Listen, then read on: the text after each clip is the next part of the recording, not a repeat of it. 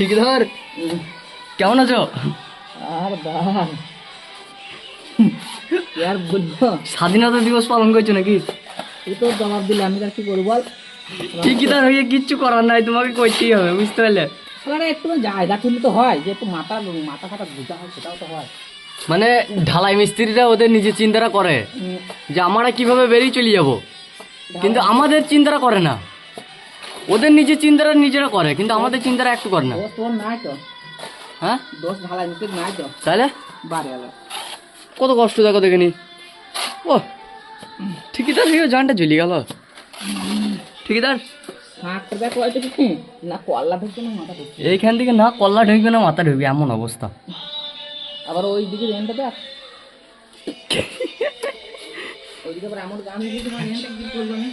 এইটা কিরকম দ্বারা কি করা হবে বলো তো? একটা কাটাও মানে গ্যাপ নাই, এই যে এক বিগ, বুঝতে পারছো? এই এক বিগ গ্যাপ,